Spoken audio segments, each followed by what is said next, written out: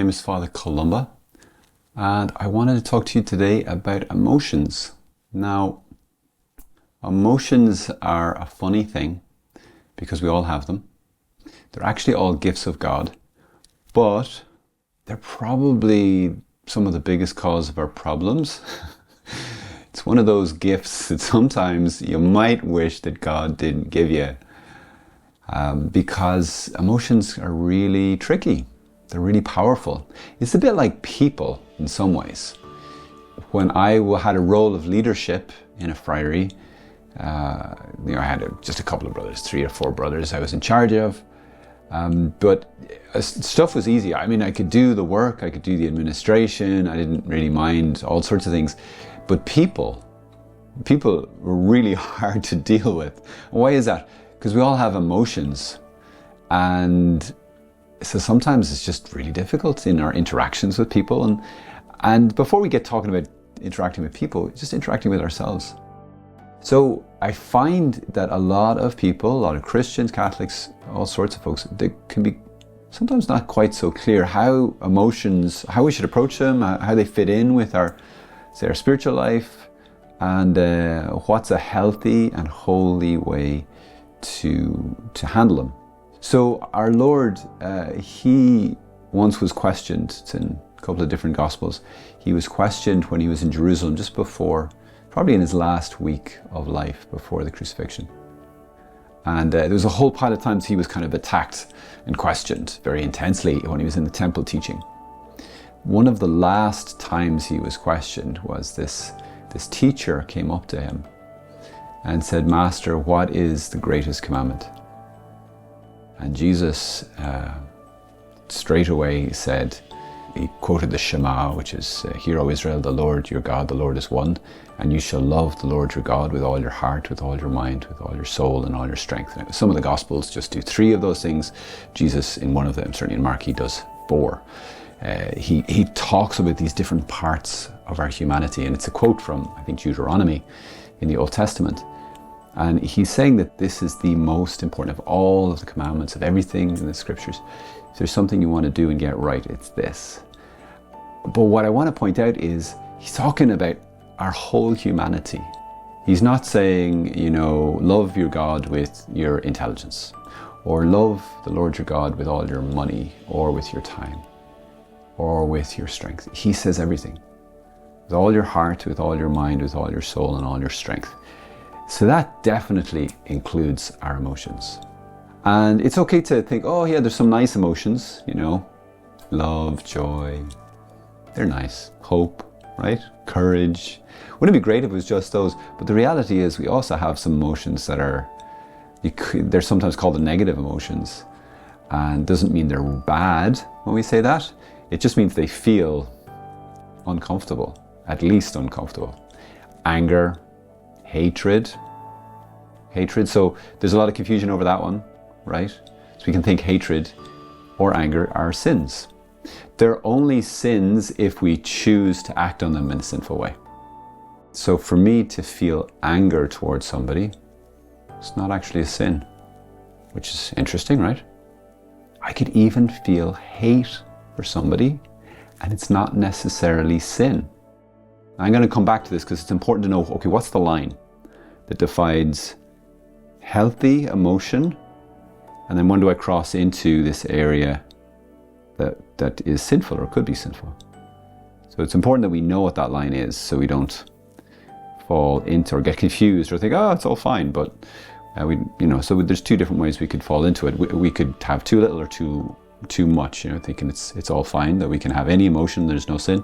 Or we could say, no, any emotion is a sin. So as with many things, it's about the middle way. So, all right, so our emotions. St. Thomas Aquinas talked about them a lot. So did Aristotle, the Greek philosopher. They talked about 11 basic emotions. Now today, modern psychology, they talk about lots and lots of emotions. I mean, St. Thomas never talked about, say, loneliness or frustration. But they're often listed in big lists of emotions and feelings today, which is fine. I mean, there are different kind of systems of thought, and you can kind of see how something like loneliness is actually made up of, say, sadness, maybe some fear, and some other emotions in there, you know, so you can kind of, like we would make colors by mixing the basic colors, so too we can get more and more kind of complex emotional experiences from these basic emotions. But St. Thomas, very handily, he talks a lot about the emotions, the passions, you would call them, and how to integrate them in a holy life. It's really, really important. You are not going to be you if you don't look at this, if you don't work at loving God with all that you are. We don't cut and edit off any part of ourselves. We say, no, this is a gift from God. I want to use this well in a holy and a healthy way. So St. Thomas, he talks about these things, and he says that the emotions are made to be directed by the intellect and the will. So what does that mean? The intellect is obviously the thinking part, right? Like your intelligence, like it's the part of us that understands things and can think through things. Like, okay, how do I figure things out? I do it with my intellect, okay? My will is the part of me that makes decisions. There's also a part of the will that kind of desires something or chooses, you know, there's a way, they call it an appetite. So you have the intellect and the will. I like to think of them as almost like the mum and the dad of a family. The emotions, they're a little bit like the children.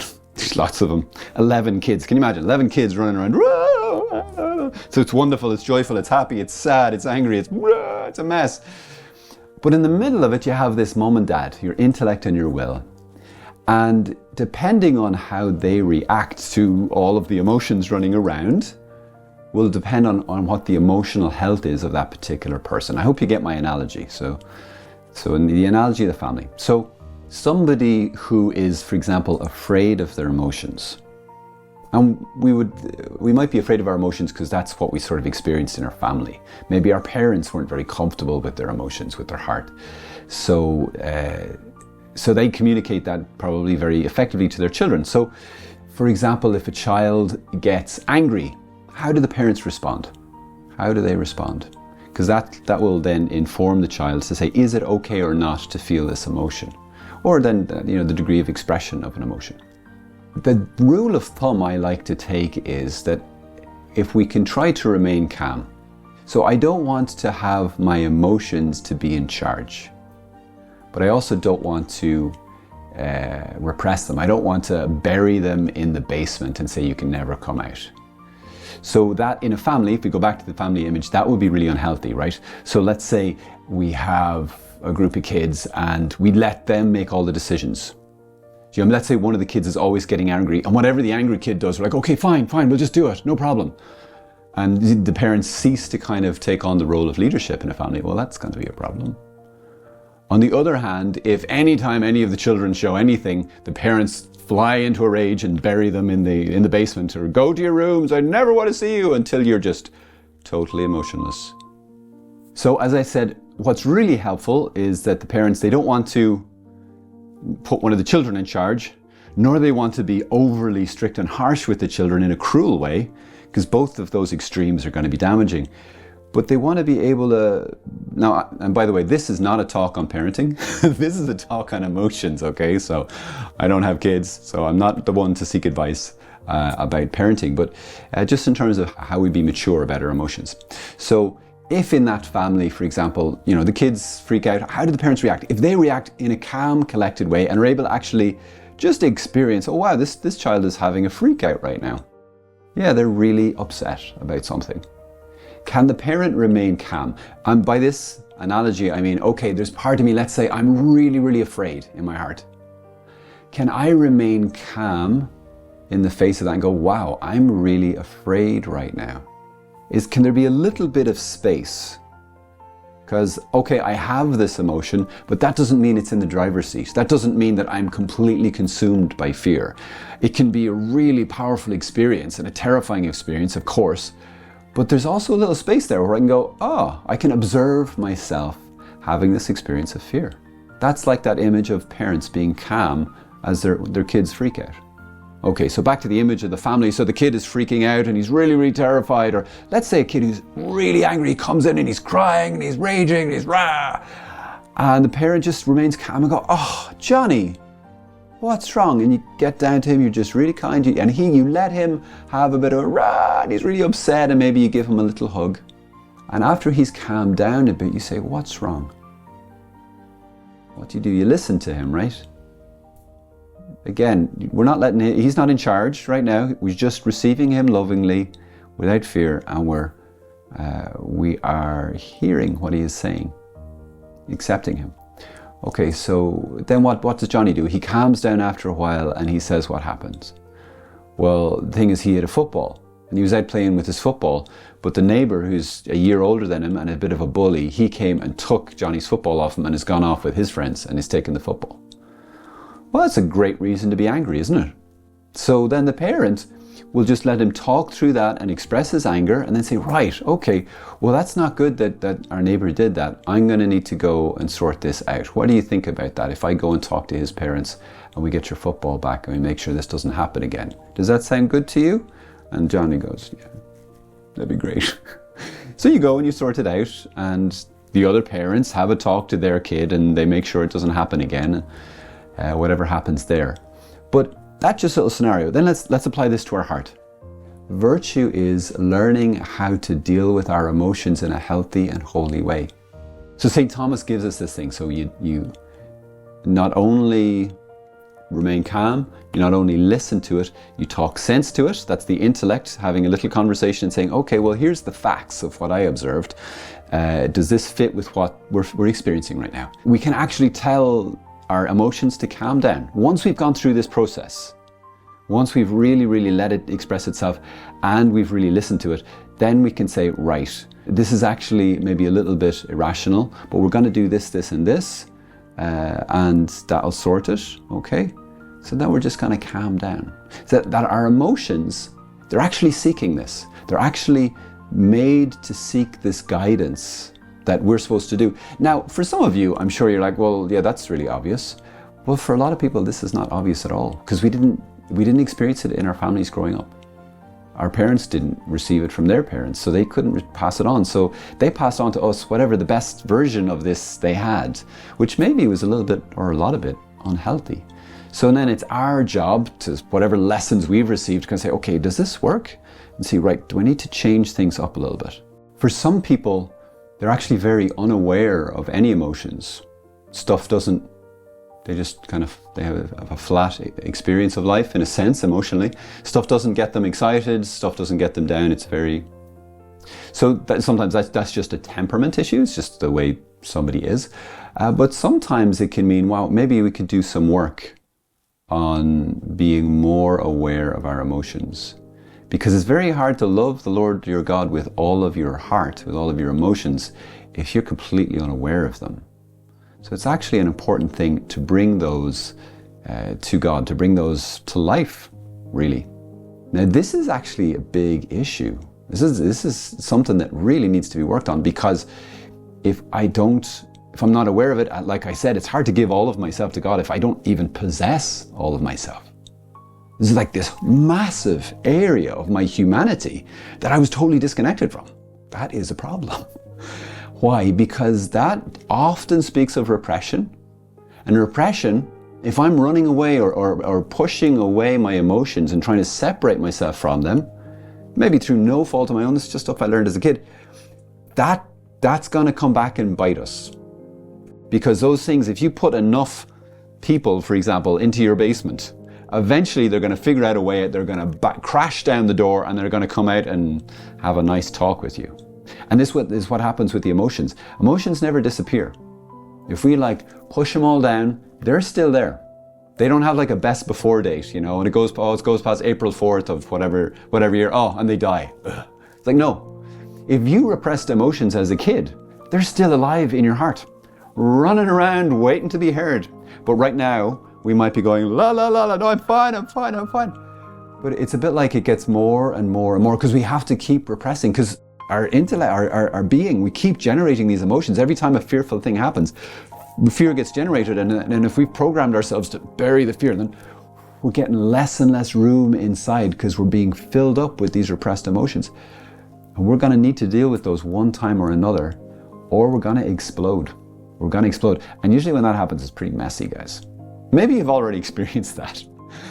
So I say that not to maybe freak you out or worry you, but just to make you aware. It's like, oh, okay, wow, maybe that's something I could work on. Like if you ask yourself the question, like, well, what am I feeling right now? Maybe you're feeling really annoyed by what I'm sharing. Maybe you're really challenged by it. Maybe you're really afraid. Maybe you're really happy. Maybe you're really bored. Maybe you're really fine. I don't feel anything. Interesting. Try it another time of the day or at the end of your day. Just stop and say, right, how did I feel today? Just look back over it. Did I feel anything? Was there any anger, fear, annoyance, joy? What I find really helpful, you can get these online. If you Google an emotions wheel or a feelings wheel, just put that into Google. You'll get these pictures, and it's usually just like a circle about this size, usually lots of different colors, and you can print it off. And it's got these concentric circles, and it's got all of these feelings, yeah? So like anger, and all the anger-related ones are all kind of red, and you've got the love ones, and you've got the fear one. They've all got different colors, but all sorts of different words. And that can be really helpful to get one of those. If you find it hard to kind of say, I have no idea what I'm feeling right now, to whip out your little emotions wheel and go, right, what one is the closest? Now, usually on these, I have to add numb. Because if, like me, you sometimes struggle to be aware of your emotions, you might want to start there. Because sometimes I'm not aware of my emotions, so I need to just say, I feel numb right now. I don't feel anything. So, okay, that's somewhere to start, isn't it? And then I can say, well, how do I feel about being numb? Well, I'm slightly afraid actually of that. Oh, great. I'm going to write down, I feel a little fear. Woohoo! It's not nice to feel fear, but at least it means I'm alive, right? At least it means I can at least give my fear to God, can't I? So that's just one way in which you could start to become more aware of your heart. You can become more fully alive, more fully human, because this is all part of what it means to be human, is to have alive, moving, active emotions.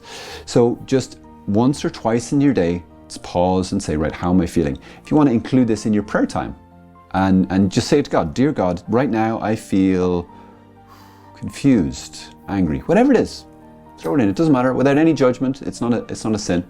And just throw it in to start getting the ball rolling. The next step you can kind of do is maybe talk to somebody else. If you have a friend who good friend, and talk, you could say, hey, could I do, every now and again, maybe just text to check in with you, or talk to you on the phone, and just call them up. And when you're talking, just say, hey, I'm just going to, this is funny, but I don't feel much, but today I'm feeling this and this and this. Just to get used to including that in your conversations, because it actually leads to much more fruitful friendships and conversations when we're aware of our heart and we're able to share that with our heart. So lastly, we have this issue of where's the line between like strong emotion and when does it actually become sinful? Okay, so you could say this with anger or hate, right? The other area, which a lot of people ask, as a priest, a lot of people ask me about this. They say, well, say with sexual desire, when is that okay? Because our Lord said, right, if you even look, he said to the men, even if you look at someone lustfully, you've already committed adultery with them in your heart. It's like, what does this mean? Does that mean everything we do is like, well, it's just everything we could be sinning? So here's what St. Thomas teaches, which helps us understand what our Lord is talking into. So there's these, what are called sometimes the humane emotions, love, desire, and joy. Okay, and they're actually connected. Love gives kind of birth to desire, and desire gives birth to joy. Okay? So let's take the example of ice cream, because I really love ice cream. So you are walking down the street and it's a really, really hot day, okay? And you see someone coming out of a shop and they've got an ice cream. That ice cream looks so nice. Okay, that actually is the emotion of love. It's to recognize that something's good, okay? So then you think, oh, that looks so nice. I would love to have some of that ice cream. Okay, that's the emotion of desire. So your love, you're recognizing that this is a good thing. This will be a good thing for me. It's like, oh, now I want union with this good thing. That's desire. So love, desire. And then the only way to experience the joy is actually to either go and buy an ice cream, or you could steal the ice cream off the other person, but I wouldn't recommend that. Unless maybe you're like related to them or something. You can borrow it. Can I borrow your ice cream? So you get your ice cream, you eat it. So good. That's joy. It's enjoying this good thing through union with it. Now, if we apply this to one of the greatest goods in this world, is the good of another human person. And if it's someone that you find attractive, how do we react to this? So let's say you see someone you find attractive. The first thing is the emotion of love. Now, this is different from how it's popularly talked about of like falling in love, totally different thing. So you see somebody go, wow, they are so, say, beautiful or handsome or attractive. Wow, okay, that's just the emotion of love. That's totally fine. That's not what our Lord was talking about. There's no sin there. But then that gives birth to what? Desire. The desire for union with this good person that you've seen. It's like, wow, they are so beautiful. And here's the question. Now, to feel desire for union with somebody isn't actually sinful. It's just an emotion. None of the emotions are morally good or morally bad. The question is, what do we choose to do from them? Now, the only way to experience joy, the joy in that context would be, well, strictly speaking, if you're married to them, and that you renew your marriage vows. Ta-da. Okay, lots of joy. But if that's not the case, what can we do with this? So there's no sin in the first or the second, but it's impossible if you're not married to somebody to experience sexual union with them without some form of sin. So what we do is we want to catch ourselves after the second one, after the desire. So we have this, we see someone like, wow, they're attractive. Okay. And then we think, oh my gosh, if I was married to them, that'd be amazing. That's a love and desire. But that's when then we need to step in, and with the intellect and the will, without being afraid of these emotions or running away or being afraid I'm sinning. There's been no sin so far. Now I just want to interject and say, right, yes, if we were married to them, that would be wonderful. But we're not married to them, are we? No.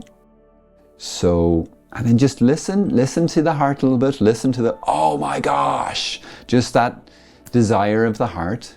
But then just calm it down and say, yeah, but that would be great if we were married, but we're not, are we? No. And then you can even talk to yourself about, well, what would be the bad effect if I did try to have a connection with them? Like, oh yeah, no, that would be terrible for me, for them. I mean, they may have people in there, they might be married, they might be committed to somebody else. I don't know what's going on in life. That'd be terrible. Plus it'd be sinful. It would break my relationship with God. It would have all these, I was like, I don't really want that. So you just have this conversation with yourself. Processing through the emotion, not being afraid of the emotion, not trying to silence the emotion, really listening to it, but then answering it with the truth. And then we can command it to calm down. Yeah, okay, so, but we're not married to them, are we? No. So let's just calm down, shall we? You can actually say it, and you say it to the emotion. And the emotion will actually respond. It's quite amazing. And you're built for this. This isn't repression. This is actually healthy directing of your emotions by your intellect and your will. And you'll find that that's... So the place where it goes from emotion to sin would be if I decided in some way to act upon that desire and try to experience some joy. And that doesn't have to be a physical act. It could just be, I'm just going to continue to fantasize about them. So I keep getting this emotion of love and desire. That's also a problem. So that's where we want to step in straight away in there without being stressed and just speak calmly and lovingly to our heart. Anyway, there you go. I hope that's helpful. God bless you.